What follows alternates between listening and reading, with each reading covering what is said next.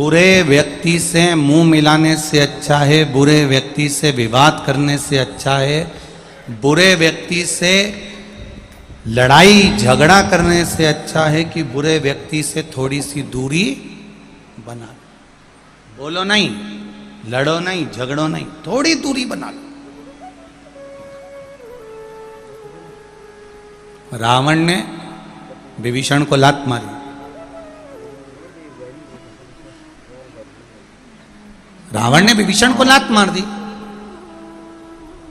अब विभीषण भाई सगा चाहता तो लड़ने बैठ जाता कि लंका का राज्य तेरा है तो मेरा भी है, आधी प्रॉपर्टी तेरी है तो आधी प्रॉपर्टी मेरी है। लंकाधिपति रावण ने विभीषण को लात मारी और विभीषण के मुख से शब्द नहीं निकला। विभीषण उठकर लात मारते से रावण ने जैसे लात मारी, विभीषण उठकर चल दिया, प्रणाम करा, नमन करा, दंडवत करा और विभीषण उठकर चला, बाहर निकला। विभीषण के जितने पक्ष वाले थे उन्होंने विभीषण से पूछा, क्यों विभीषण, तू भी शूरवीर है, तू भी योद्धा है, तेरा भाई भी शूरवीर है, वो भी योद्धा है,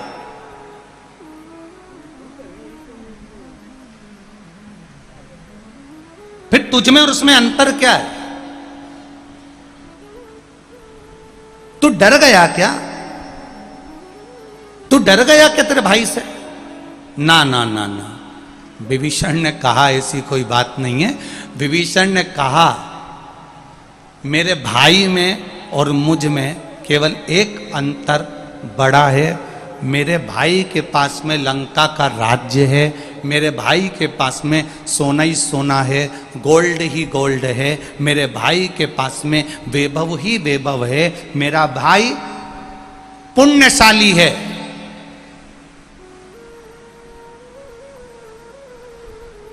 मेरा भाई पुण्यशाली है, उसके पास में वैभव है, सत्ता है, धन है, दौलत है, संपदा है, सब कुछ है।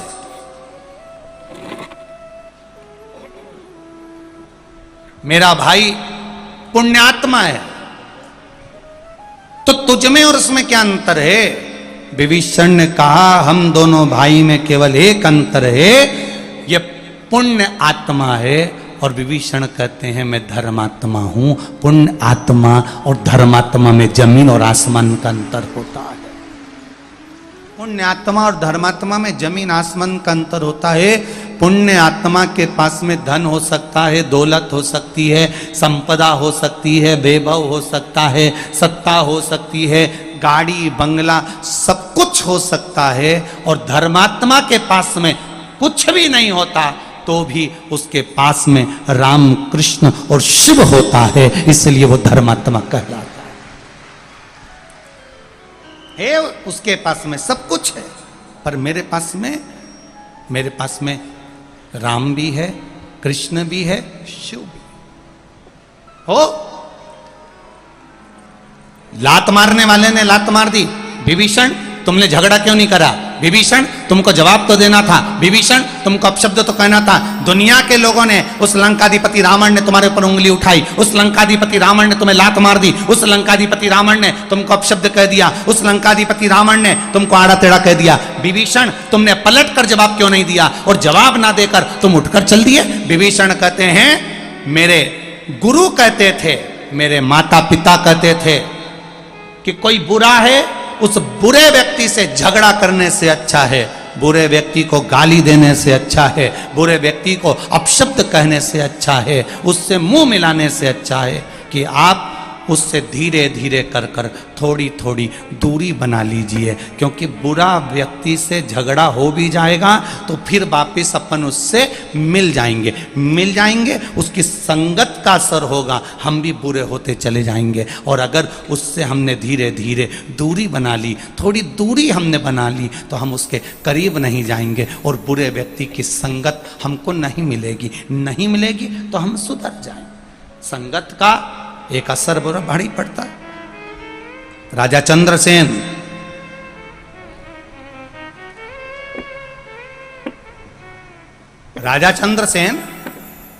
कितना प्रतापी राजा। और चंद्रसेन के पास में एक हाथी था, बड़ा सुंदर हाथी, जिसका नाम महिला मुखी था। इतना सुंदर हाथी, इतना प्रबल हाथी, हर युद्ध में वो जीतता था। उसका नाम महिला मुखी था।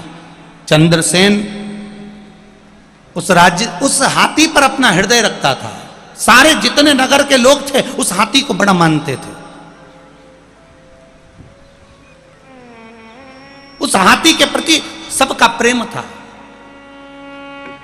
वो हाथी बड़ा सीधा सरल सहज था। अब एक बार कोई चोरी करने वाले 4-5 चोर आ गए अपनी पूरी टीम को लेकर, और जहां हाथी का अस्तबल था, जहां हाथी बनता था, उस हाथी के बंधने वाले जगह के पास में उन्होंने अपना डेरा लगा लिया। डेरा लगाया, चोरों ने रोज रात्रि को चोरी का धन लेकर आते, आपस में बात करते, मदिरा का पान करते, झगड़ा करते, गालियां देते, अपशब्द कहते, मारने ठोकने की बात करते, मारने काटने की बात करते। धीरे धीरे वो शब्द हाथी के कानों में जाने लगा। हाथी के कानों में वो शब्द जाने लगा।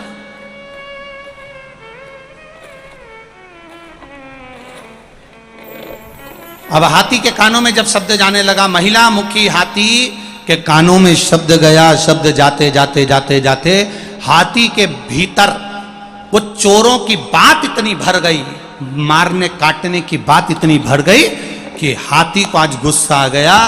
एरावत उस महिला मुखी हाथी ने तुरंत अपने महावत को सूंड में लपेटकर जमीन पर पटककर मार दिया। राजा को सूचना मिली, राजा आए, देखा महावत मारा गया। राजा ने फिर दूसरा महावत रखा, हाथी ने फिर मार दिया। राजा ने फिर दूसरा महावत रखा, हाथी ने फिर मार दिया। बार बार 4 महावत को हाथी मार चुका था। आखिरी में राजा को समझ में नहीं आया। पूरे नगर के लोग कहते थे इतना बढ़िया, इतना बढ़िया, इतना बढ़िया है, इसको हो क्या गया, आखिर हुआ क्या है इसको जो ये मारे जा रहा है। एक वैद्य जी को बुलाया, वैद्य जी से कहा जरा हाथी का इलाज करिए। हाथी को देखा तो हाथी में कोई रोग तो था नहीं। वैद्य जी ने फिर भी दवाई औषधि दे दी। फिर विचार करा आखिर इस हाथी को हुआ क्या है, इसको इतना गुस्सा क्यों आ रहा है, इतना क्रोध क्यों आ रहा है, ये लोगों को मार क्यों रहा है, ये मारने का कारण क्या है, आखिर क्या बात है। तब वैद्य जी ने अंदाजा लगाया, जहां हाथी रहता था वहां वैद्य जी रहे। रात को चोरों की बात सुनते, वो गालियां देते, अपशब्द कहते, मारने काटने की बात करते, तो वैद्य जी के कानों में वो शब्द गया। वैद्य जी को लग गया ये हाथी अच्छा था, पर इसने ये चोरों की बात सुन सुन के अपने भीतर क्रोध को उत्पन्न कर लिया, इसलिए ये सबको मार रहा है। बस करना क्या था, राजा से कहा जहां चोर बैठते हैं वहां सत्संग चालू कराओ, प्रवचन चालू कराओ, भजन चालू कराओ, कीर्तन चालू कराओ। जैसे ही भजन कीर्तन सत्संग चालू हुआ, रोज का प्रवचन, रोज का कथा, रोज का सत्संग चालू हुआ, हाथी फिर वैसा कि वैसा ही हो गया। क्यों? क्योंकि थोड़ी देर की कुसंगति जब व्यक्ति को मिलती है, थोड़ी देर का कुसंगत व्यक्ति को जब मिलता है, बेकार व्यक्ति का संग जब थोड़ी देर का किसी को मिलता है, तो उसको उस संग का साथ मिलते मिलते उसको भी अंदर से क्रोध जागने लगता है। अभी रुक, मैं अभी मार के आता हूं, अभी रुक, मैं उसको काट कर आता हूं। ये भीतर संगत का असर है। और कोई अच्छे व्यक्ति की संगति में अगर कोई व्यक्ति पहुंच जाता है तो उसका क्रोध अपने आप शांत हो जाता है, वो सरल और सहज हो जाता है। फिर उसमें विवाद नहीं रहता, उसमें केवल भगवान के प्रति गुणगान रहता है, केवल शिव तत्व।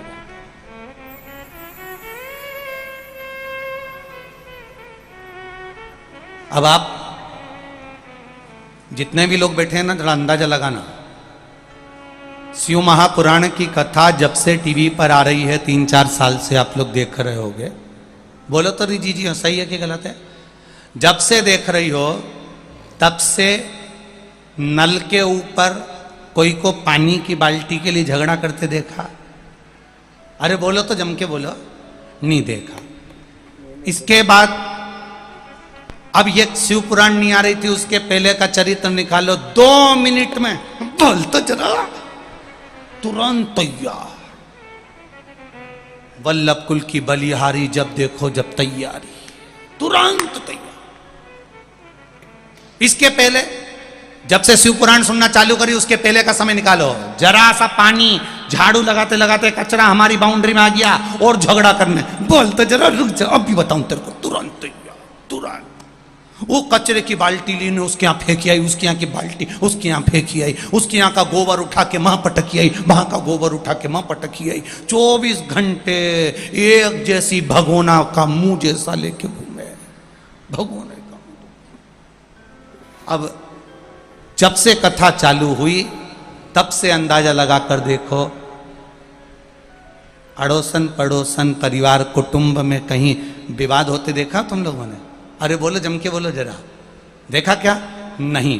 अब क्या होता है, पड़ोसन एक लोटा मंदिर जल लेकर जा रही है, इतनी देर में इसने भी कह दिया, आ रही रुक जा, अभी आई, और ये भी लोटा भर के लिए, और दोनों मंदिर में जाके शंकर जी के मंदिर में ऐसी बैठी कि शंकर जी हमारा और हम शंकर जी के, बाकी की हाथ लगा के बता दे।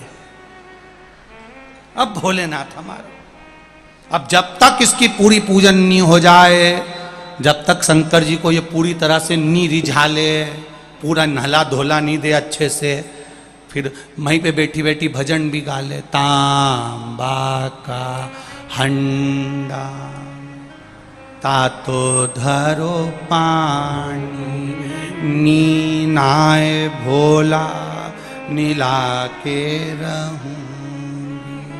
शंकर जी भी तुरंत बोल दे, मत तपा तू तो नीला तू रहने दे। भजन में मन लग गया, कथा में मन लग गया, ये चित्तवृत्ति तुम्हारी सत्संग में डूबने लगी, ये मन तुम्हारा सत्संग में डूबने लगा, ये चित्तवृत्ति तुम्हारे मंदिर में जाने लगा, मन मंदिर में जाने लगा, विवाद दूर होने लगा, क्योंकि सत्संग का असर पड़ गया, भजन का असर पड़ गया, कीर्तन का असर पड़ गया, इसलिए तुम गुनगुनाने लगे। सुवार्चा के बेटे को भगवान देवाधिदेव महादेव ने जीवित रखा। फिर निवेदन है, पेट उसने दिया है तो भरने की जवाबदारी भी, जम के बोलो जरा, उसकी है। जन्म उसने दिया है तो भरण पोषण की जवाबदारी भी उसकी है। बस इतना स्मरण अपनी जिंदगी में रखना, जैसे पशुओं को घास प्रिय होता है, मनुष्य को भोजन प्रिय होता है, मेरे महादेव को तुम्हारे द्वारा चढ़ा हुआ एक लोटा जल प्रिय होता है। ये मेरे महादेव की प्रिय।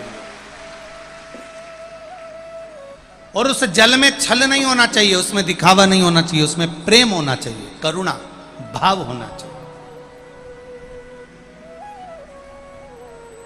निर्मल मन सो मोहि पावा, मोहि छल छिद्र कपट, केवल निर्मल भाव। गर्भ से संतान हुई, वो संतान, सुवार्चा ने पूछा भोलेनाथ जी से, ये मेरा 9 महीने का गर्भ नहीं है, 9 महीने की अगर संतान हो जाती तो मैं मान लेता, पर ये 9 महीने का गर्भ नहीं है, ये 9 महीने की संतान नहीं है, ये तो कुछ महीने का। अब ये कुछ महीने का बच्चा, इसको मैं जन्म दे भी दूंगी तो ये तो मरा हुआ ही है। ये कुछ महीने का बच्चा तो मरा हुआ है। 4 महीने का, 5 महीने का बच्चा, 6 महीने का बच्चा अगर कोई जन्म दे नारी, तो वो तो मरे के समान ही है। ये 6-7 महीने का बच्चा, ये तो मरे के तुल्य है। शंकर भगवान ने कहा, सुवार्चा तेरा काम है जन्म देना, तो इस बच्चे को जन्म दे दे, पोषण करना मेरा काम है, तो चिंता मत कर। सुवार्चा ने उस बच्चे को जन्म देकर पीपल के पेड़ में एक कोटर थी, उस कोटर में उस बच्चे को डाल दिया। पीपल के पेड़ की कोटर में उस बच्चे को डाल दिया।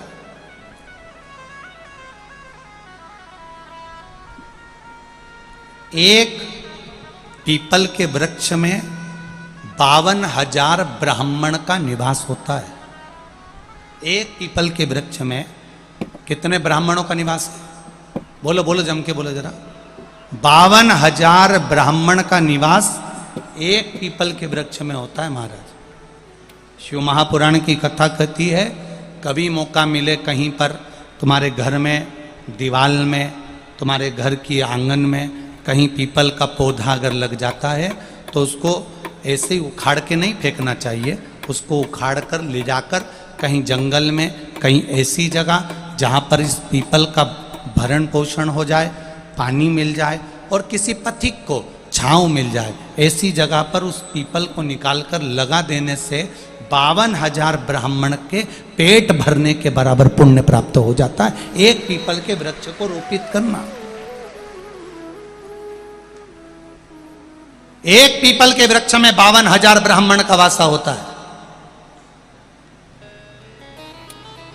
जितनी ब्राह्मण को शुद्धता चाहिए उतनी पीपल के वृक्ष को शुद्धता चाहिए,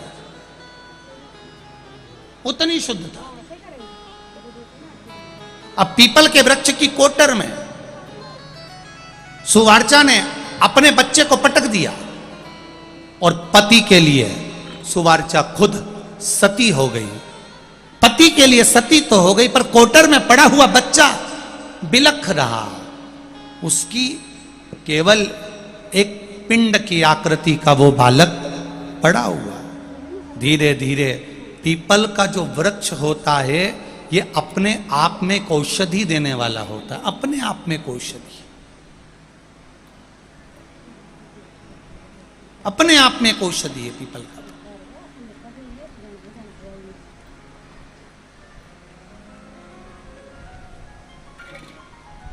कई लोगों को बड़ा आश्चर्य होता है, सीहोर वाले गुरुजी कुछ भी बताते रहते हैं। सीहोर वाले गुरुजी बता देते हैं पीपल के पत्ते का ये प्रयोग करो, बेलपत्री के पत्ते का ये प्रयोग करो। किसी किसी को लगता भी होगा कि ये महाराज जी तो कहीं बैठे बैठे टोट के बताते रहते हैं, पर जिसने गीता प्रेस गोरखपुर की शिव महापुराण की कथा एक बार पढ़ी हो, लिंग पुराण पढ़ी हो, नर्मदा पुराण पढ़ी हो, स्कंद पुराण पढ़ी हो, पद्म पुराण पढ़ी हो, ब्रह्मवर्ता पुराण पढ़ी हो, वराह पुराण पढ़ी हो, मत्स्य पुराण पढ़ी हो, गीता प्रेस गोरखपुर की एक एक पुराण को अगर जिसने ध्यान से पढ़ा होगा, जिसने स्मरण में उतारा होगा, उसको शिवजी पे चढ़ी हुई वस्तु कोई टोट कर नजर नहीं आएगी। वो वस्तु जो चढ़ा रहे हो उसमें आपके जीवन की एक राह नजर आएगी कि इसमें हमें चलना कैसे है। एक पत्र आया है बड़ा सुंदर, देखिए।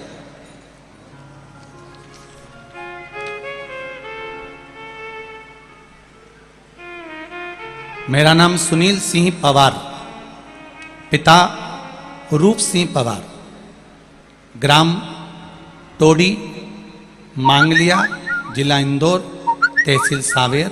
मेरा मोबाइल नंबर ये है। मेरा फोटो भी लगाकर भेज रहा हूँ गुरुजी। जो मेरे मुंह में कैंसर हो गया था, उस कैंसर का फोटो, मेरे मुंह का फोटो लगाकर भेज रहा हूँ। कहीं बैठे हों तो हाथ जरूर हिलाइएगा। श्री सुनील सिंह पवार, रूप सिंह पवार, कहीं बैठे हों तो दोनों हाथ हिलाइएगा, कहीं बैठे हों तो। मैं फोटो लगाकर भेज रहा हूं गुरुजी। इस फोटो को आप लोग टीवी के माध्यम से, एलईडी के माध्यम से देख सकते हैं। आप ही हैं, दोनों हाथ हिला दो एक बार ऐसा। श्री शिवाय नमस्तुभ्यं। इस फोटो को आप देखेंगे, फोटो में पूरा गाल कटा हुआ है। आप इस फोटो को अगर देखेंगे पास में से तो पूरा गाल कटा हुआ है। गुरुजी, मैं सुनील सिंह पवार, पिता रूप सिंह पवार, ग्राम निवासी टोंडी। मुझे 22/1/2021 को एक चोट लग गई थी। उस चोट के लगने के थोड़े दिन बाद मेरे मुंह में एक छाला हो गया था। छाला हो जाने के कारण उपचार चालू करा और उपचार करते करते डॉक्टर को दिखाया तो उन्होंने कहा ये साधारण छाला नहीं है, इस कैंसर है। हम छाले की जांच करवाएंगे, मुंबई भेजेंगे। मुंबई में रिपोर्ट भेजी गई और उसमें कैंसर बताया गया। उसके बाद में डीएनएस हॉस्पिटल में ऑपरेशन करवाया गया। ऑपरेशन कराने के बाद भी सिकाई चलती रही पर आराम नहीं लगा। थेरेपियां चलती रही, कीमो चलता रहा आराम नहीं लगा। मेरे परिवार के किसी व्यक्ति ने सुन लिया कि शिव महापुराण में महाराज बोलते हैं कि रुद्राक्ष का जल, अगर कुबेरेश्वर धाम का रुद्राक्ष है, उसको तांबे के लोटे में गलाकर उसको शिव जी पे चढ़ाकर उसका जल पीना चालू करो, उसमें आराम लगेगा। गुरुजी, मैं खुद सीहोर गया 9/4/2022 को, जब मेरे कीमो चलने लगे, मेरा शरीर ठीक नहीं हो रहा था, तब मैं सीहोर पहुंच गया।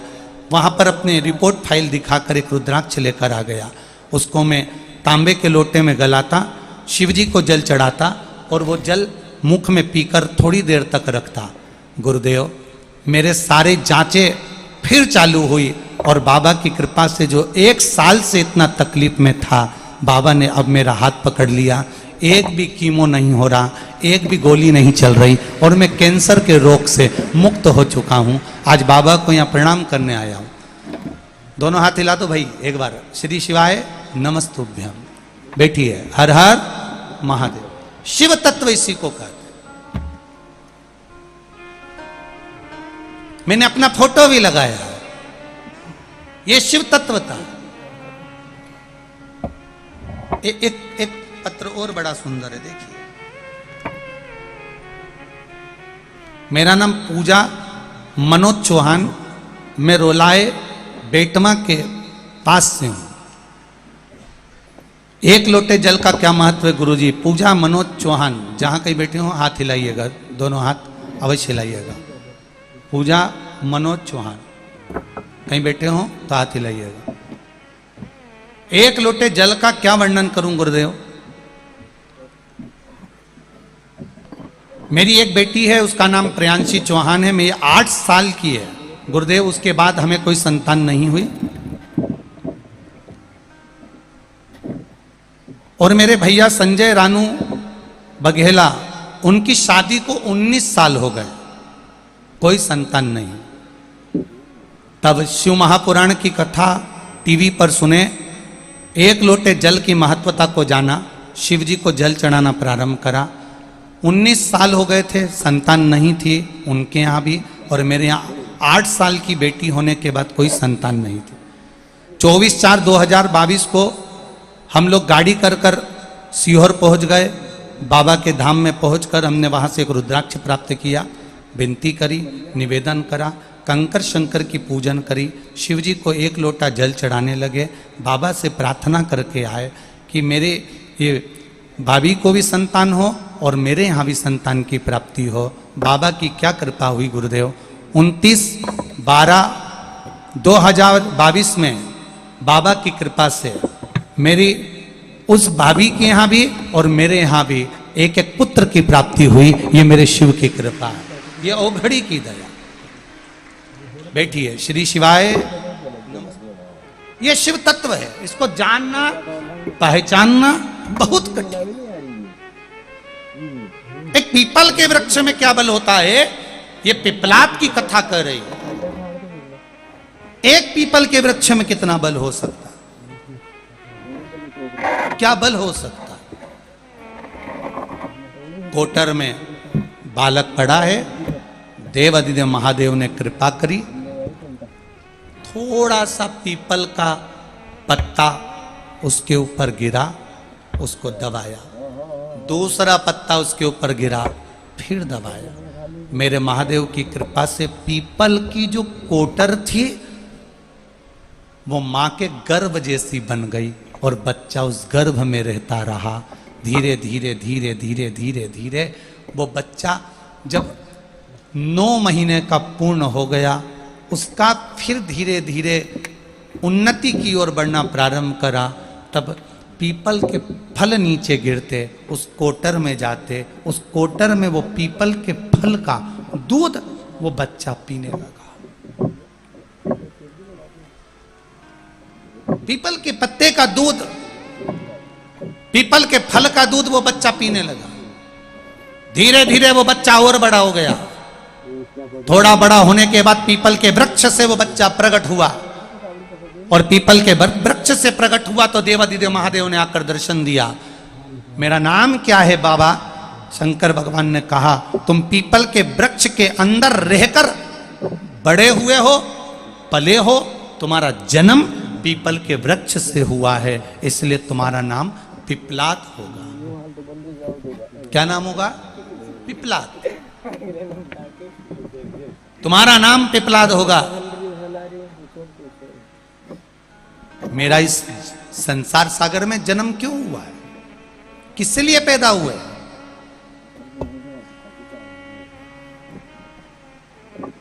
संसार सागर में जन्म का कारण क्या है हमारा?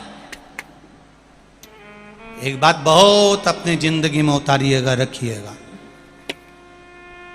कई लोग सोचते हैं मेरा जन्म भगवान ने क्यों करा, मैं तो मर जाऊं तो अच्छा। किस लिए जन्म हुआ? मर जाऊं तो अच्छा।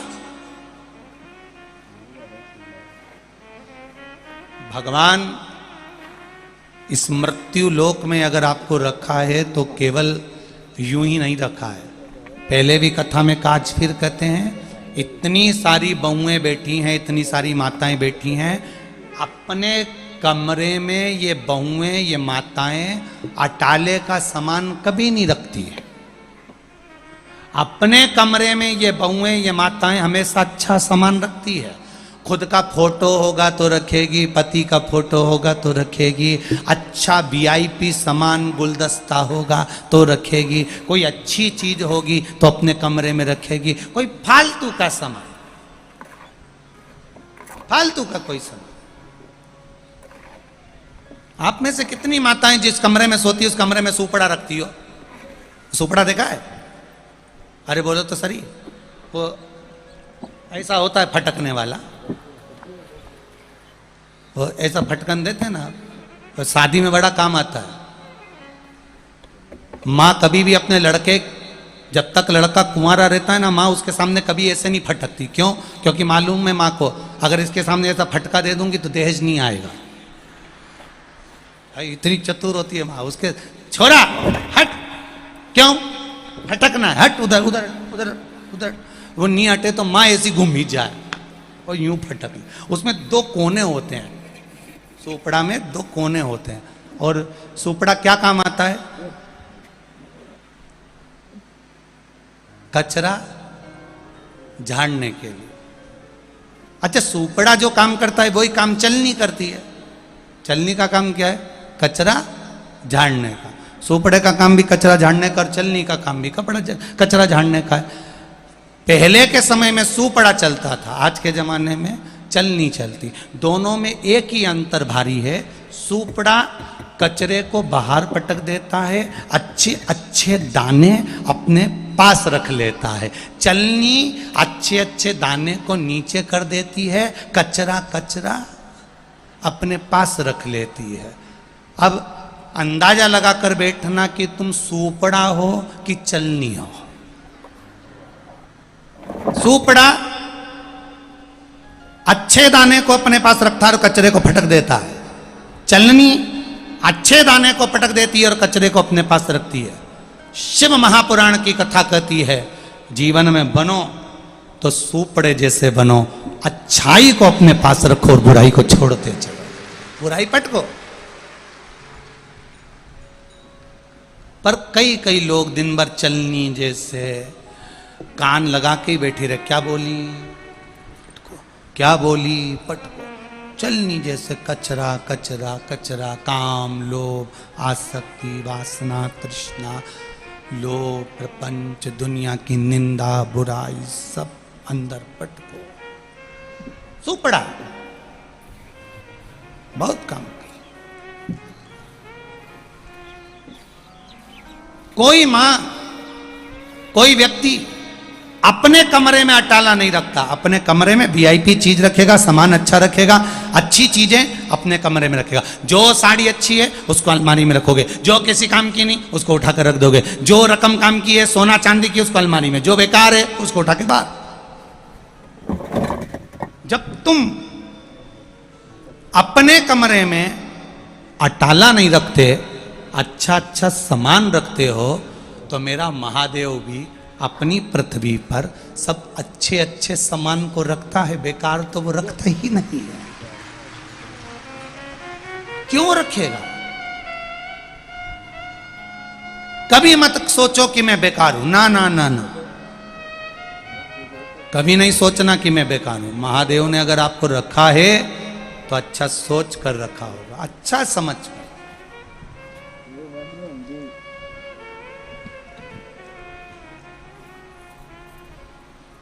अपने को कभी साधारण नहीं समझना, कभी नहीं। पिपलाद आंखों में जल भरकर, आंसू भरकर महादेव के सामने खड़ा होकर रो रहा है। मेरे जन्म का कारण क्या, क्यों जन्मा मैं? जिसके जन्म लेते से उसका पिता चले गया, जिसके जन्म लेते से उसकी मां चली गई, उस पिपलाद का जन्म किस काम का? उस बालक का जन्म किस काम का? नहीं।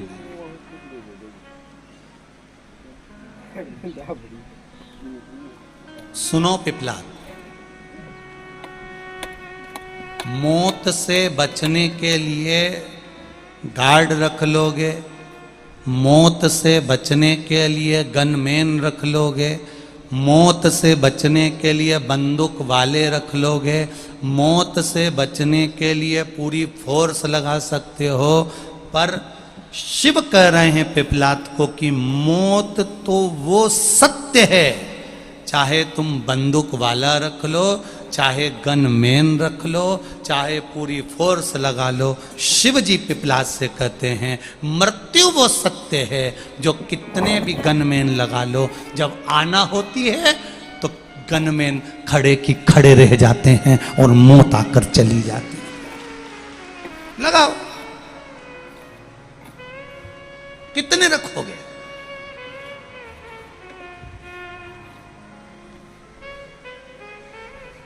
आएगा जब बुलावा तो जाना पड़ेगा, काया कुटीर खाली करना पड़ेगा। ये जितने संबंध दिख रहे हैं, ये जितने नातेदार, रिश्तेदार, कुटुंबी दिख रहे हैं, सब छोड़ना पड़ेगा, सब।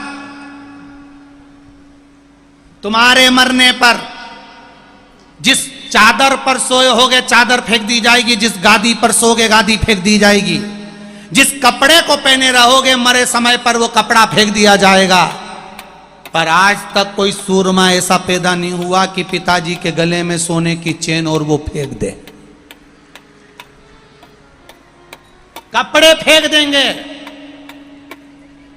गादी फेंक देंगे, चद्दर फेंक देंगे, उसके चश्मे फेंक देंगे, उसका डंडा फेंक देंगे, पर उसने सालों साल जो गले में चेन पहन के रखी, हाथ में अंगूठी पहन के रखी, कानों में सोने की मुर्की पहन के रखी, कोई कितना भी बाजू में चिपक चिपक के रोएगा, सारी सोने की रकम निकाल लेंगे चोटे, पर वो नहीं फेंक पाए,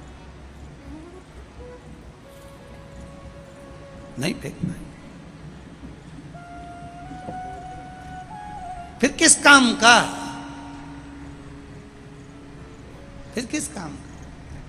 हम तेरी दुनिया में आकर खो गए,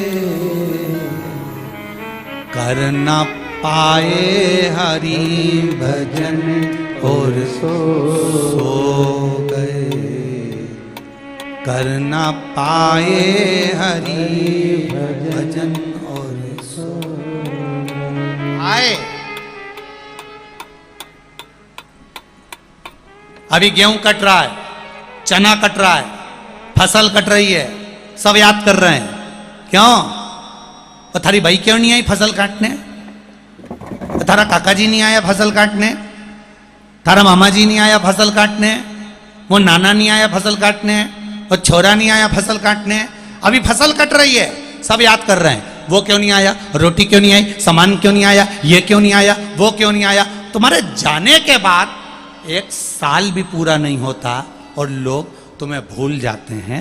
कौन याद रखता है कि अब की बार फसल काटने ने काका जी नहीं आया, ने काकी जी नहीं आई, ना नाना जी नहीं आया, ने फूफा जी नहीं आया, कोई नहीं याद करे साहब।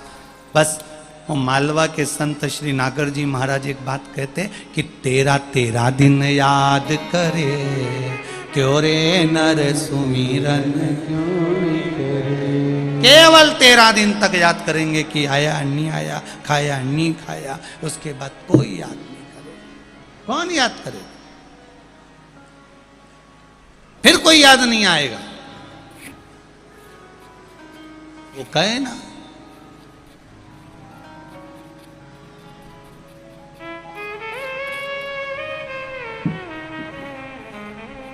इससे तो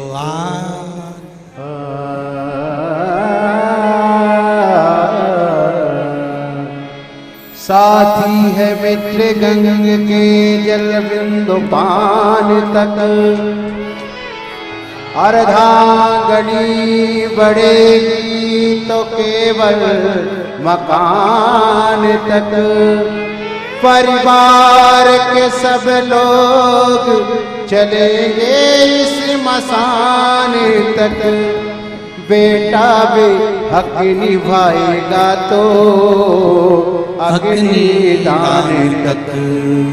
इससे तो आगे भजन ही साथी, हरि के भजन बिन अकेला रहेगा। हरे मन ये 2 दिन का मेला रहेगा, कायम ये जग का झमेला रहेगा। केवल एक अंतिम बिंदु है मानव का शरीर। 84 लाख योनियां काटते काटते काटते काटते ये मनुष्य की देह मिली है, मानव का शरीर मिला है। इस मानव के शरीर को पाने के बाद अगर हमने भगवान का भजन नहीं किया, स्मरण नहीं किया, संकीर्तन नहीं किया, संसार में फंसे रह गए तो गए, अगला जन्म नहीं मिल पाया। खूब निंदा करी, खूब बुराई करी, खूब अपशब्द बोला तो अगला जन्म मेंढक का मिलने वाला है। बेटमा वालों, तुम चिंता मत करना, तुम्हारा मेंढक का जन्म नहीं मिलेगा। तुम्हें चिंता करने की जरूरत नहीं है, क्योंकि तुमने शिव भक्ति को धारण करा है। शंकर का भजन किया, स्मरण किया, मंत्र जाप किया, नाम जाप किया, नाम कीर्तन किया, साधारण जन्म नहीं हो सकता। मैं बेटमा नगर के एक एक व्यापारी को धन्यवाद दूंगा जिन्होंने अपने अपने दुकान के सामने पीने के पानी के बड़े बड़े टैंकर लगा रखे हैं, दिन बड़े बड़े नादे भर कर रखी है। कितनी भक्ति, कितनी भक्ति।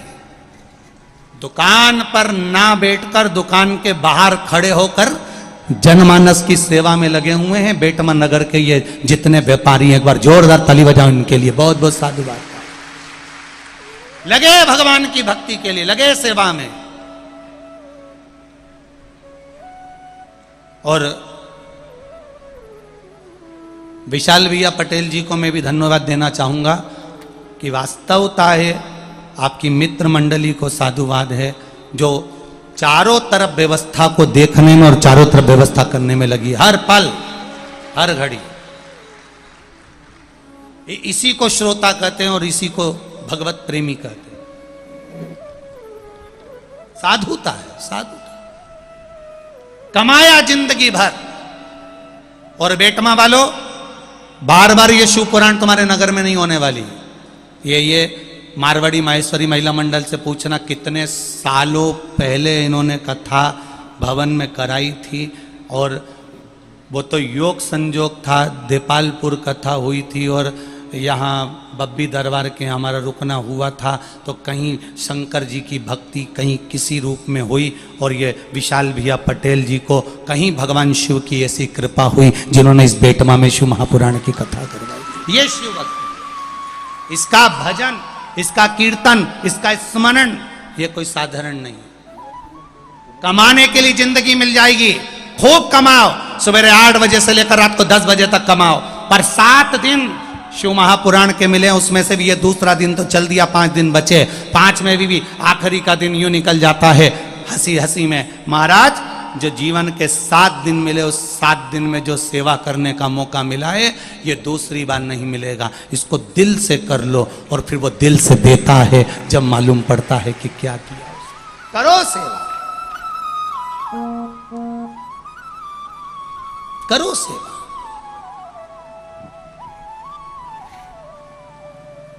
शिव पुराण कह रही है, भगवान शंकर का संवाद। मेरा जन्म पिपलाद कर रहा है, मेरा जन्म ऐसे ही हो गया, मैं इन प्राणों को त्याग देता हूं, मेरे प्राणों को मैं समाप्त कर देता हूं? ना ना ना ना ना, ना नहीं।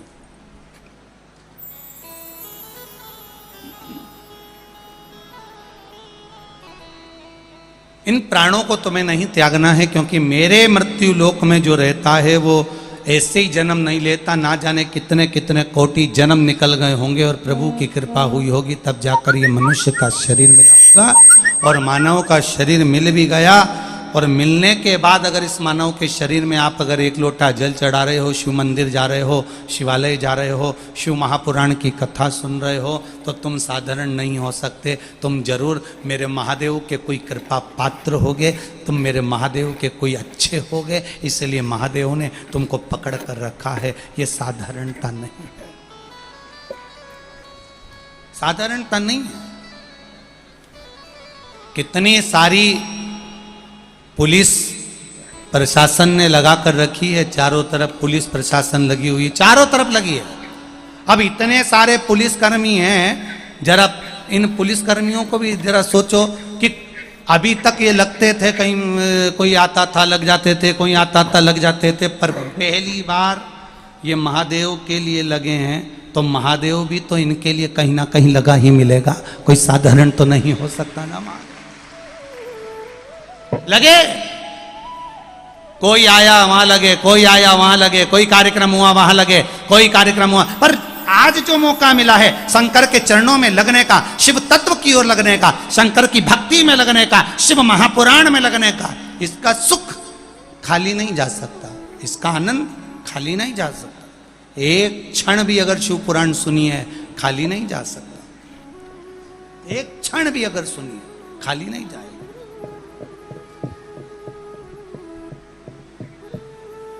मेरे भोले तेरा सहारा है, मेरे भोले तेरा सहारा है, मेरी नैया का तू किनारा है, मेरी नैया का तू किनारा। शंकर भगवान बोले कि मौत से नहीं बचा जा सकता, पर इतना याद रख पिपलाद, अगर तुझे मरना होता तो तू पहले ही मर जाता, पर भोलेनाथ जी ने तुझे क्यों बचा कर रखा?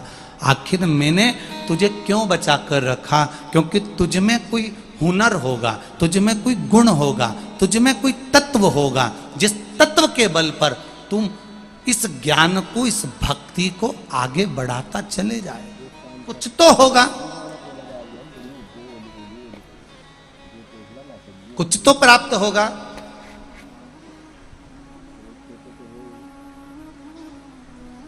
बहुत ध्यान देना, पूरी दुनिया तुम्हारा पांव खींचकर तुम्हें नीचे गिराने का प्रयास करेगी, पर चिंता मत करना, जिस हाथ से तुमने महादेव को जल चढ़ाया है वो हाथ महादेव ने पहली बार जल चढ़ाने वाले का पकड़ कर रख लिया है।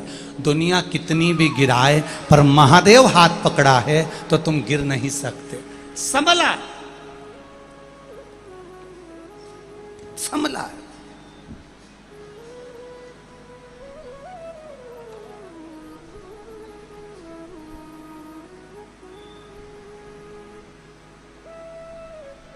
एक बार अगर महादेव से मिलन हो गया तो फिर क्या घबराना। पिपलाद आंखों में जल भरकर रो रहे हैं, आंखों से आंसू बह रहा। मेरी माता गई, मेरे पिता गए, मेरे जन्म के कारण मैं पीपल के वृक्ष के इस कोटर में पड़ा रहा।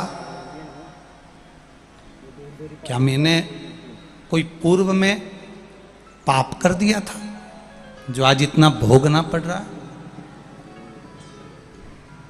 एक शिष्य ने गुरुजी से पूछा, गुरुदेव मेरे मन में एक संशय है, क्या आप उसका उत्तर देंगे? गुरुजी ने कहा, बोल क्या संशय है तेरे मन में? गुरुजी मेरे मन में संशय इतना है कि भगवान दुख क्यों देता है, भगवान तकलीफ क्यों देता है, भगवान कष्ट क्यों देता है, भगवान सबको सुखी क्यों नहीं कर देता?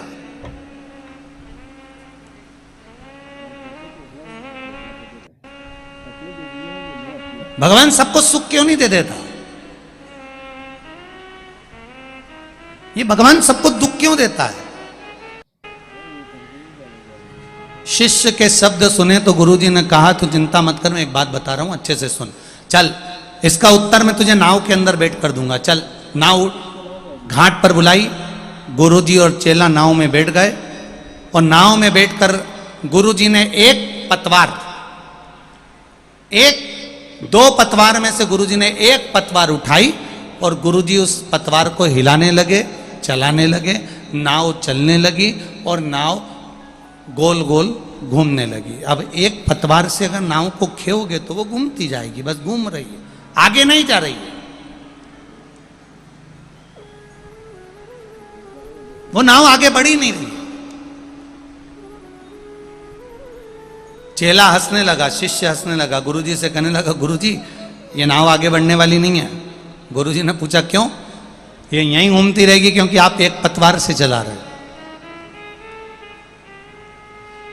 जब तक इसमें दो पतवार नहीं होंगे तब तक ये नाव आगे नहीं बढ़ेगी। गुरुजी ने भी यही कहा, तू इतना समझदार होकर ऐसी बात करता है कि भगवान सुखी सुख क्यों नहीं दे देता, दुख क्यों देता है? तुरंत गुरुजी ने कहा, ये दो पतवार है, एक सुख की एक दुख की। ये दोनों पतवार चलती है तब जाकर नाव किनारे लगती है। उसी तरह ये मनुष्य के शरीर में सुख और दुख दोनों आते हैं, तब जाकर ये मंजिल तक पहुंच पाता है और परमात्मा तक जा पाता है। दोनों मिले, दोनों।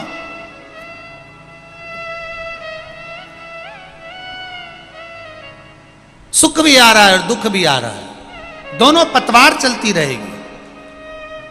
कोई बाबा जोगी, कोई संत महात्मा, सन्यासी, तपस्वी, साधक, उपासक, कोई बाबा, कोई जोगी, कोई सन्यासी, कोई तपस्वी, कोई साधक, कोई उपासक, कोई महात्मा तुमसे कह दे कि तुम मेरे पास में आकर बैठ जाओ, तुम्हारे को जीवन में दुख नहीं आने दूंगा, तुम्हें दुख नहीं आने दूंगा, तुम मेरे पास आकर बैठ जाओ, तो समझ लेना पक्का झूठेला है, पक्का झूठेला।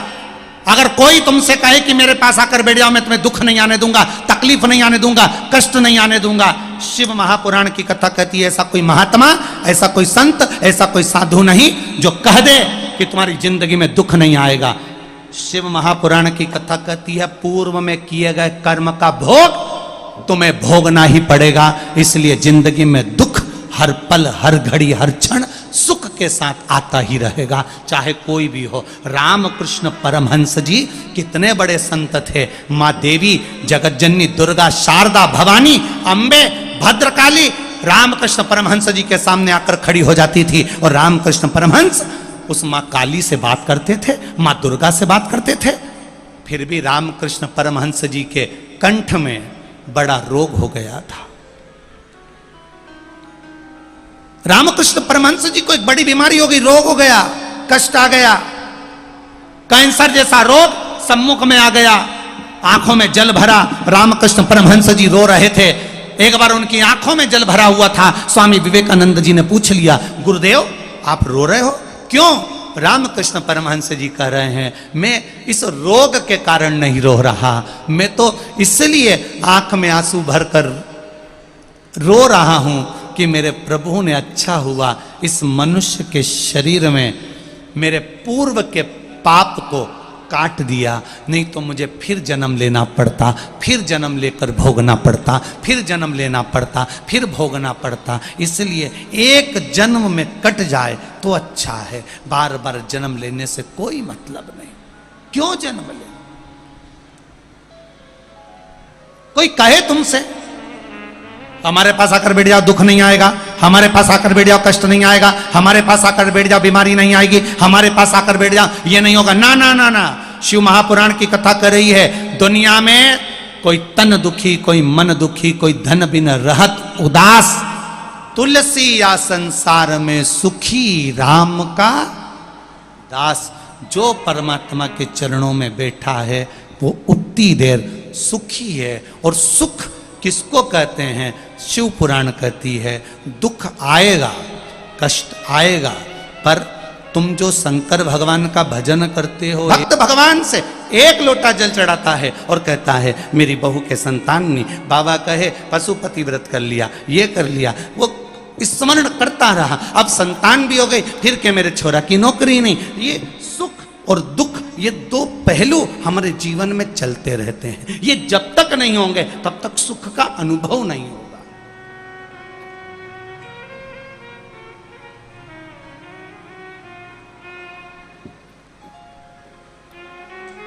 इशारा करता है वो, बुलाता है वो, आता है वो, पर उसमें समझ आपकी चाहिए, ज्ञान आपका चाहिए। आए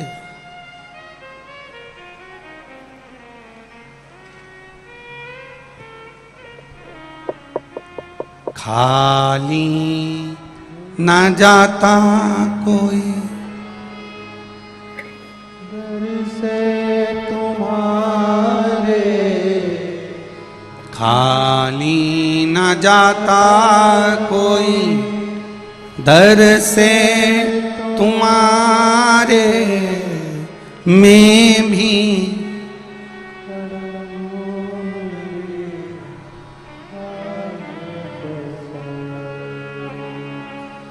अपने हृदय से लगा लो, लगा लो, गिरा जा रहा हूँ, उठा लो, उठा लो।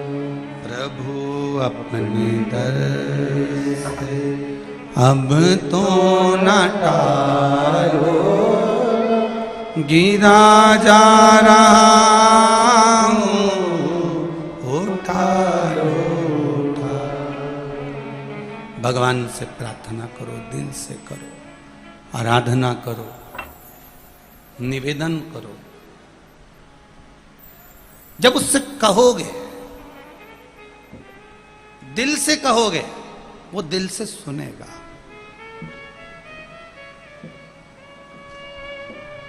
हृदय से कहोगे, वो हृदय से सुनेगा।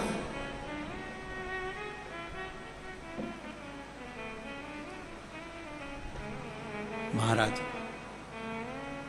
बस जब वो इशारा करे तब आपको समझना है,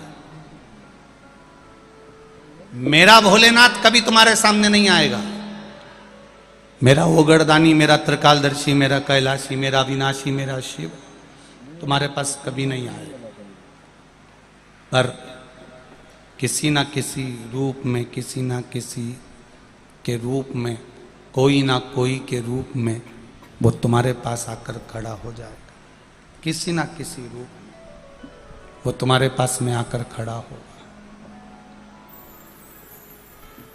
उस समय आपको केवल जानना है कि मेरा महादेव नहीं आया, पर मेरा महादेव किसी को भेजा जरूर। मेरा महादेव नहीं आया है, पर मेरा महादेव किसी को भेजा जरूर है। उस समय हमको पहचान, उस समय हमको जान।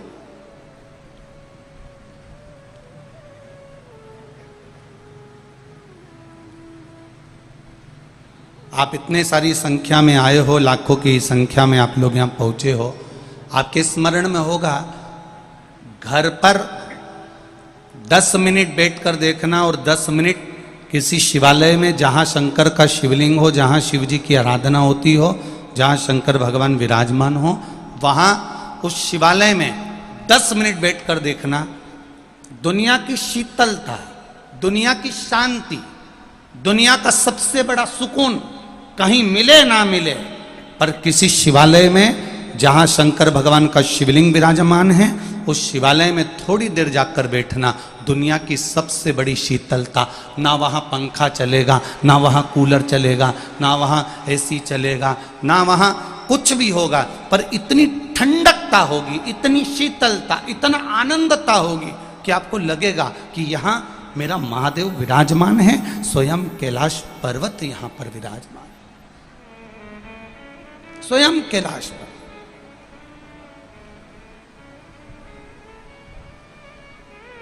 शिव कथा कह रही है,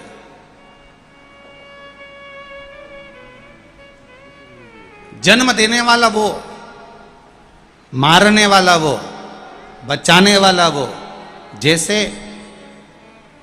दधीची ऋषि की अस्थियों को लेकर चले गए देवता और दधीची ऋषि ने अपने तन को भस्म कर लिया और उनकी धर्म पत्नी सुवार्च को मालूम पड़ा कि मेरा पति चले गया और मैं गर्भ से हूं, मेरे गर्भ में संतान है और ये गर्भित संतान मैं क्यों जन्म दूं अब इस संतान को?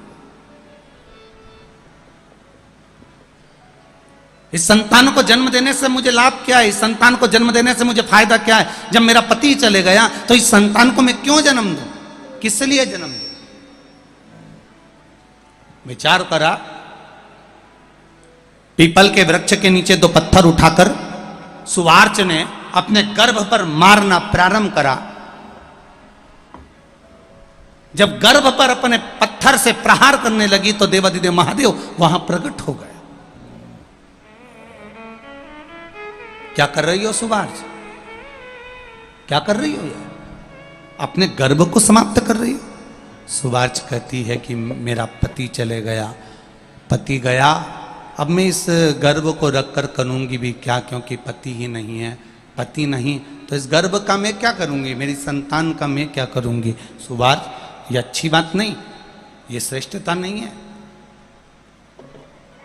गर्भित नारी के गर्भ में जो बच्चा है उसको पूर्ण तरह से जन्म देना एक नारी का कर्तव्य है।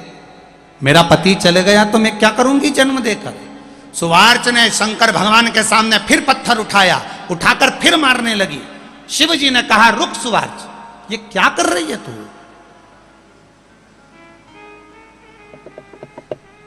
तेरा पति अगर गया है तो जन कल्याण के लिए, जनमानस के कल्याण के लिए गया है, देवताओं के उद्धार के लिए गया है, तो चिंता मत कर।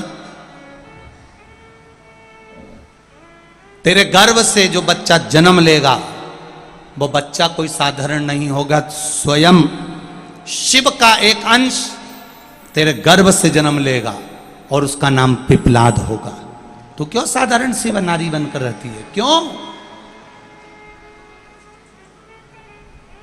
कई माताएं कहती हैं कि हमारे यहाँ हमने किसी से पूछा था तो किसी गुरुजी ने बताया था कि गर्भवती नारी को शंकर जी के मंदिर नहीं जाना चाहिए। फिर कोई माता जी ने लिखकर भेजा कि कोई, हमने किसी के मुंह से सुना था कि जिसका गर्भ ठहर जाता है गर्भवती नारी को शंकर जी के मंदिर नहीं जाना चाहिए, शिव जी पे जल नहीं चढ़ाना चाहिए, शंकर जी की पूजन नहीं करना चाहिए, शिवलिंग का स्पर्श नहीं करना चाहिए। पहले तो जिसने तुमको बताया कि गर्भवती नारी शंकर के मंदिर नहीं जा सकती, गर्भवती नारी शंकर जी की पूजन नहीं कर सकती, गर्भवती नारी शंकर जी को जल नहीं चढ़ा सकती, गर्भवती नारी शिव जी का भजन नहीं कर सकती, ये कौन सी पुराण में लिखा है? कौन सी पुराण में लिखा है? कौन से शास्त्र में लिखा है कि गर्भवती नारी को शिव जी का भजन नहीं करना चाहिए? यहां शिव महापुराण की कथा कर रही है, पिपलाद की कथा कर रही है कि पिपलाद की मां सुवार्च गर्भ से है और गर्भ को नष्ट कर रही है, तो देवादिदेव महादेव आकर बचा रहे हैं और शंकर जी कर रहे हैं। तो चिंता मत कर सुवार्च, तेरे गर्भ में जो संतान है वो शंकर का ही एक अंश रहेगा और उसका नाम पिपलाद होगा। शिव जी ने वचन दे दिया, जो नारी गर्भ अवस्था के समय पर भी मेरा दर्शन करती है, जो नारी गर्भ अवस्था के समय पर भी शिव की आराधना करती है, उसके गर्भ से जो संतान पैदा होती है वो कभी विकलांग पैदा नहीं होती, वो संपूर्ण पैदा होती है। ये शिव आराधना का फल। वो मंदबुद्धि नहीं होगा, वो शरीर से विकलांग नहीं होगा, वो कष्टप्रद नहीं होगा।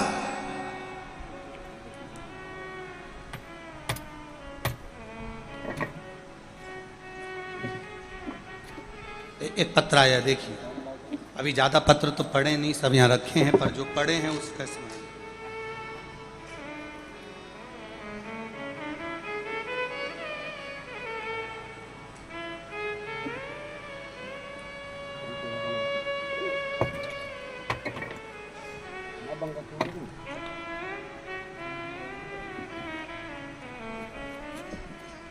प्रियांशी अजमेरा, जिला इंदौर, इनायतपुरा बेटमा से हूँ, मध्य प्रदेश। मेरा 15 साल उम्र है।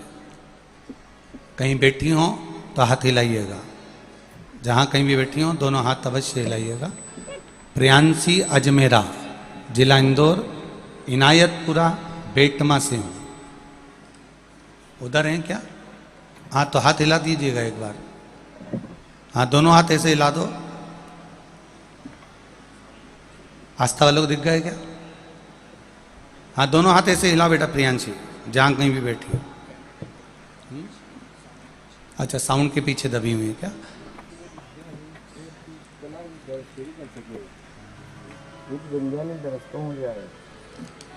दिख गए? प्रियांशी दोनों हाथ ऐसे हिला दो बाबू। श्री शिवाय नमस्तुभ्यम।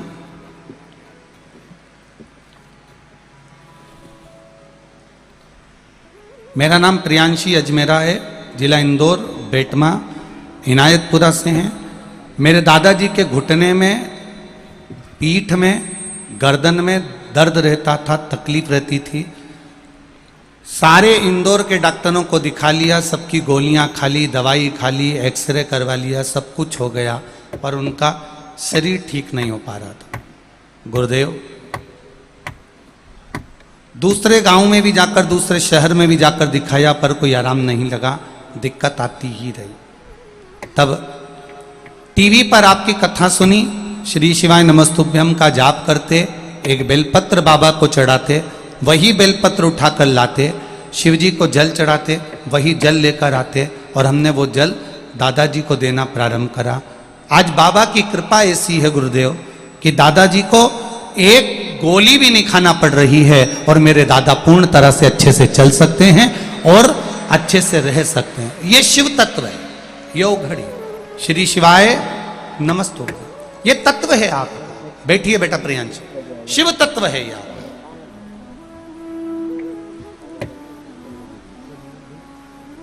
कहने वाले कह दिए शंकर जी के मंदिर में गर्भवती नारी ना जाए।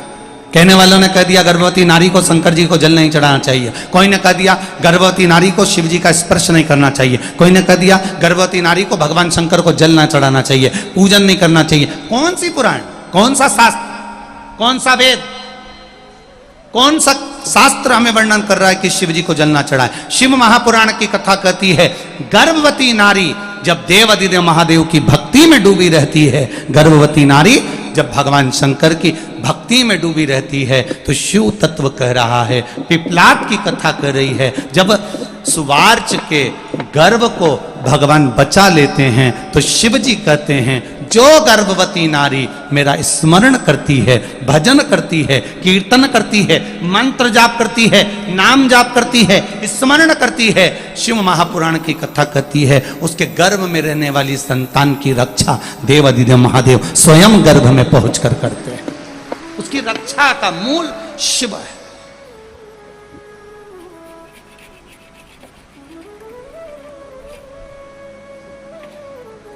भोला सब दुख काटो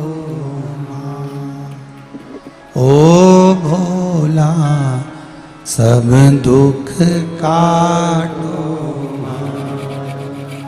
शिव शंकर जपो तेरी माला भोले बाबा जपो तेरी माला भोला सब दुख काटो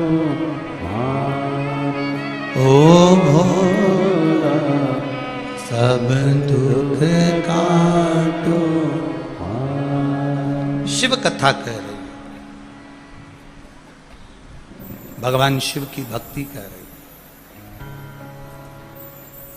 कोई अच्छा ज्ञान देना, वहां जाकर बैठने का प्रयास करो। जो तुम्हें भगवान के मार्ग से दूर कर दे, उसके पास जाने का कभी प्रयास मत करो। दूसरे के लिए जीना सीख जाते हैं। शिव महापुराण की कथा कहती है जब हम दूसरे के लिए जीना सीख जाते हैं, तो हमारे लिए, हमारे परिवार के लिए, हमें सोचने की जरूरत नहीं पड़ती है। जब हम दूसरे के लिए जीना सीख जाते हैं तो हमारे लिए और हमारे परिवार के लिए वो महादेव सोचना प्रारंभ कर देते हैं, फिर हमें नहीं सोचना पड़ता।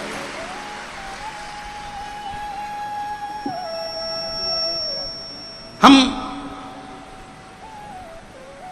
एक पूतना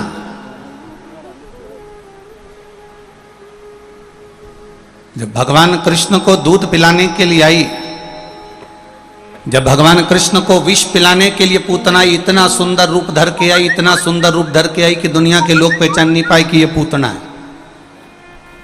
कई लोग तो कह रहे थे बड़ी सुंदर अप्सरा है, बड़ी सुंदर है, बड़ी सुंदर है, बड़ी सुंदर है। चारों तरफ आनंद आनंद समा रहा था।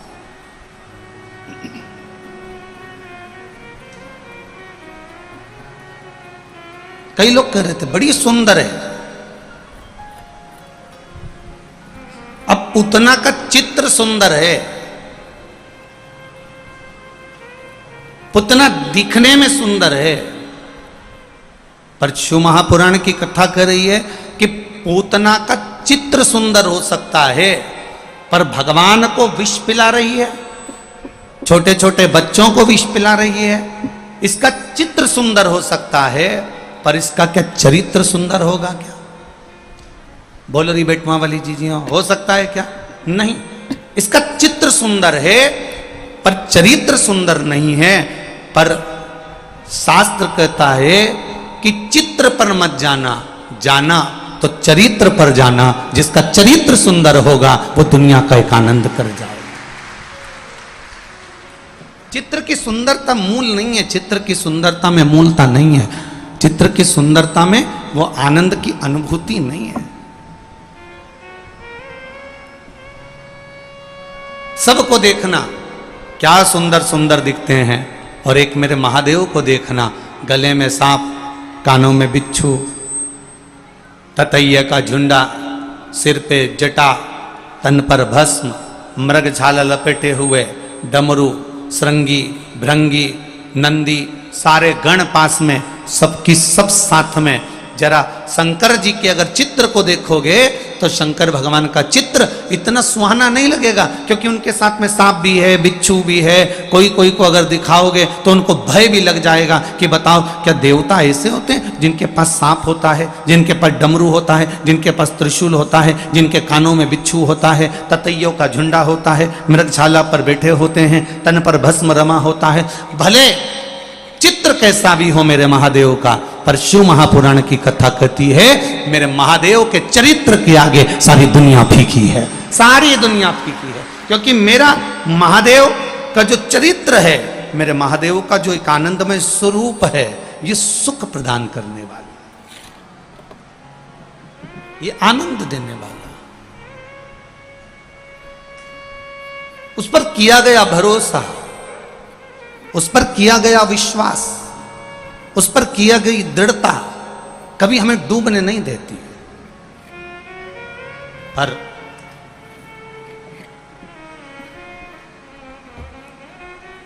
भगवान इशारा करते हैं और हम समझ नहीं पाते।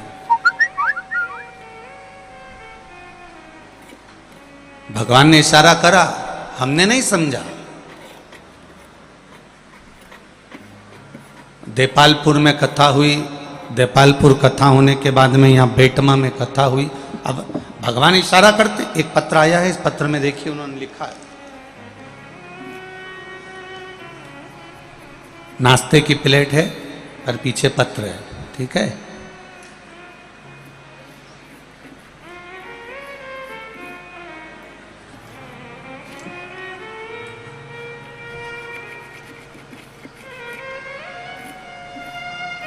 गुरुजी, मेरा नाम रेखा मोहित है, इंदौर से आई हूँ। कहीं बैठी हो तो हाथ हिलाइएगा। आप ही हैं? दोनों हाथ ऐसे हिला दो एक बार। श्री शिवाय नमस्तुभ्यम। एक बार वापिस हाथ हिलाइए, दोनों हाथ हिला दो एक बार। मेरा नाम रेखा मोहित है, इंदौर से आई हूँ। हम इंदौर की आपकी कथा में आए थे, तब मेरी बहन की बहू भी मेरे साथ आती थी। उसकी संतान नहीं थी, उसका गर्भ नहीं ठहर रहा था, बहुत परेशान हो गए थे। तो मैंने उससे कहा था कि तू चल, शिव महापुराण की कथा में एक बार बैठकर कथा सुनते हैं। गुरुजी कहते हैं कि पंडाल में बैठकर कथा सुनने वाले जो दिल से मांगते हैं उसको बाबा वो देता ही है। 3 महीने की भी देरी नहीं करता, बाबा प्रदान करता है। मैं अपनी बहन की बहू को कथा सुनाने के लिए इंदौर के पंडाल में ले जाकर बिठाती थी। बहुत भीड़ थी, हम लोग जहाँ जगह मिल जाती वहाँ बैठ जाते, कथा सुन लेते। बाबा की कृपा ऐसी हुई, जहाँ संतान का सुख नहीं था, मैंने उससे कहा बस यहीं पर बैठकर कथा को सुनते सुनते बाबा से प्रार्थना कर। श्री शिवाय नमस्तुभ्यम का जाप किया, बाबा से प्रार्थना करी। आज हम बाबा को प्रणाम करने आए हैं, क्योंकि हमने बाबा से कहा था कि अगर इसका गर्भ ठहर जाएगा तो जहाँ भी कथा होगी पास में वहाँ प्रणाम करने जाएंगे। मेरी बहन की बहू का गर्भ ठहर गया, इसलिए हम यहाँ प्रणाम करने आए हैं। ये शिव तत्व है। बैठिए बहन, हर हर महादेव। शिव तत्व इसी को कहते हैं। तेरी कृपा बिना न हिले एक भी अणु, लेते हैं श्वास तेरी कृपा से तनो तनो। बखान क्या करूं मैं राखों के ढेर का, चपटी भभूत में खजाना कुबेर का। हे गंगधार मुक्ति द्वार ओमकार तू, भोले ओमकार तू। आयु शरण तिहारी शंभो तार तार तू। अभी कथा में कहा, मेरे भोलेनाथ ने, मेरे उगड़दानी ने, मेरे त्रिकालदर्शी ने, मेरे कैलाशी ने, मेरे अविनाशी ने, मेरे कुबेरेश्वर महादेव ने, मेरे भंडारी महाकाल राजा ने, मेरे ओमकार नाथ ने, मेरे सिद्धेश्वर नाथ ने आपको मौका दिया है कि पंडाल में बैठकर शिव महापुराण की कथा सुनते सुनते अपने दिल की बात महादेव से कह दो। ये मौका फिर नहीं मिलना। अपने हृदय की बात, अपने चित्त की बात, अपने मन की बात देवाधिदेव महादेव से कही जा।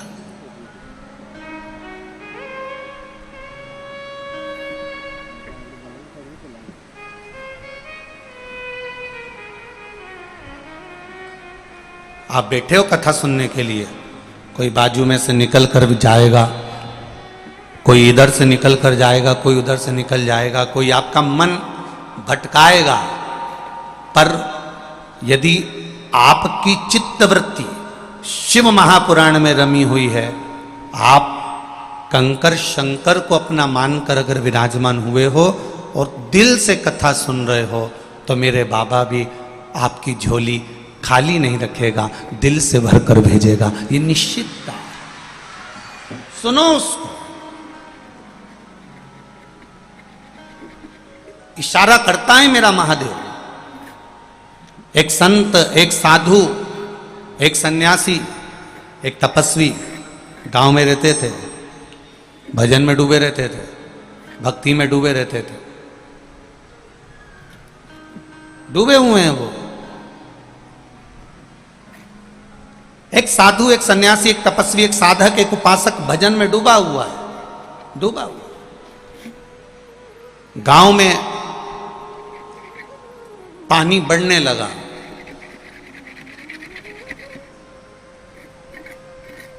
चारों तरफ गांव में पानी पानी हो रहा। सब गांव छोड़कर ऊंची बस्ती की ओर जाने लगे।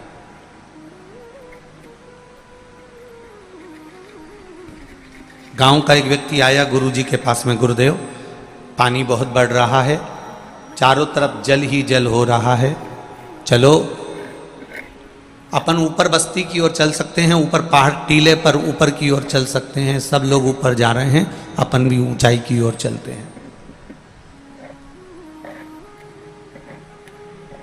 गुरुजी ने कहा नहीं, मैंने इतने समय तक भगवान शंकर की भक्ति करी है, मैंने इतने समय तक शिव भक्ति करी है, मुझे लेने आएगा तो मेरा महादेव आएगा, नहीं जाऊंगा तो नहीं जाऊंगा। बैठा थोड़ी देर बाद पानी बढ़ते बढ़ते बढ़ते बढ़ते संत की कमर तक आ गया। एक नाव वाला निकल कर जा रहा था। नाव वाले ने नाव उसके पास में ली और पास में लेकर कहा, बाबा जी पानी बहुत बढ़ रहा है, तुम्हारी कमर तक आ गया, चलो मैं ऊपर बस्ती तक तुम्हें छोड़ सकता हूं। नहीं, मैं नहीं जाऊंगा, मुझे लेने तो महादेव आएगा। नाव वाला चले गया। थोड़ी देर बाद पानी उसके गले तक आ गया तो वो उठकर पेड़ के ऊपर चढ़ गया, वृक्ष के ऊपर। वृक्ष पर उसने बैठकर वहां पर भी भगवान का भजन करने लगा। इतने में ऊपर से एक हेलीकॉप्टर वाला निकला, उसने रस्सी नीचे फेंकी और रस्सी नीचे फेंक कर नीचे आया, आकर बोला, भैया चलो, पानी पानी हो रहा है, पूरा इलाका डूब रहा है, चारों तरफ पानी हो रहा है, चलो हम तुम्हें लेने आए। उसने कहा नहीं, मुझे लेने तो महादेव आएगा। नहीं गया। आखिरी में पेड़ पानी में टूट के गिर गया, बह गया, ये मर गया। अब मरने के बाद सीधे वहीं गया ऊपर, और जब ऊपर गया तो वहां जाकर चित्रगुप्त महाराज से, धर्मराज से युद्ध लड़ने लगा।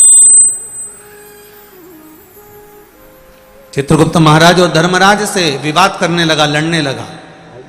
मैंने आप पर इतना भरोसा करा महादेव, और आप मुझे लेने के लिए नहीं आए। शंकर भगवान मुस्कुरा के बोले, 3 बार आया था। एक बार आया तो कहा यहां पानी बढ़ रहा है, चल ऊपर चल। दूसरी बार नाव लेकर आया कि बैठ जा नाव में, चल। और तीसरी बार नहीं बना तो हेलीकॉप्टर से लटका के आया और कहने आया कि चल, अब तू ही नहीं जाए तो मैं क्या करूं। तो शंकर भगवान ने जैसे ही कहा तो ये